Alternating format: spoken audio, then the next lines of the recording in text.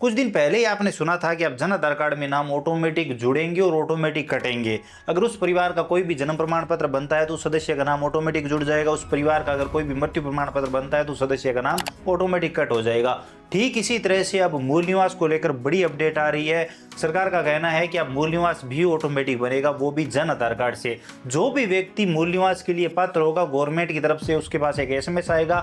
SMS में उससे पुष्टि ली जाएगी कि आप अपना मूल निवास प्रमाण पत्र जारी करवाना चाहते हो कि नहीं, क्योंकि आप मूल निवास प्रमाण पत्र के लिए योग्य हो, क्योंकि आपके परिवार को यहाँ पर रहते 10 साल हो गया है, या फिर आपके परिवार के इस बच्चे का जो है अब मूल निवास प्रमाण पत्र बनाया जा सकता है, या फिर आपके परिवार में कोई नई बहू आई है तो उसका मूल निवास प्रमाण पत्र भी बनाया जा सकता है, क्योंकि उसका पति यहाँ पर राजस्थान में 10 साल से ज़्यादा टाइम से रह रहा है।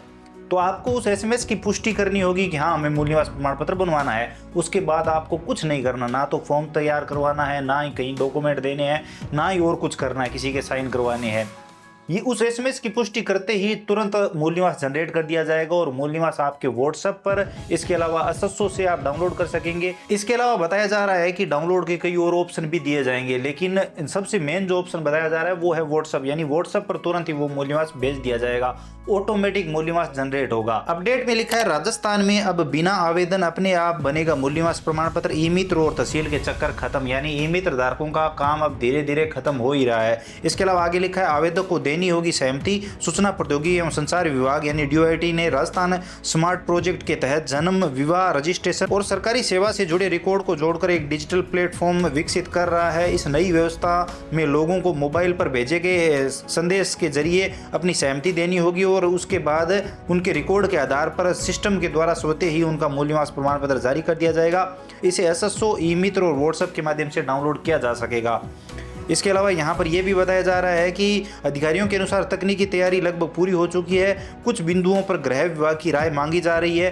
1 से 2 महीने में ये व्यवस्था शुरू हो सकती है, यानी 1-2 महीने में ये सिस्टम लागू हो जाएगा। उसके बाद मूल निवास बनाने के लिए आपको कहीं चक्कर काटने की जरूरत नहीं होगी, आपका मूल निवास ऑटोमेटिक जनरेट हो जाएगा अगर आप मूल निवास प्रमाण पत्र के लिए योग्य हो। जो कि आपके परिवार में सभी लोग योग्य होते हैं तो सबके ऑटोमेटिक मूल निवास बन जाएंगे। और अभी जाति प्रमाण पत्र को भी हो सकता है आने वाले टाइम में ऑटोमेटिक कर दे, क्योंकि जन आधार कार्ड में सारा सिस्टम है।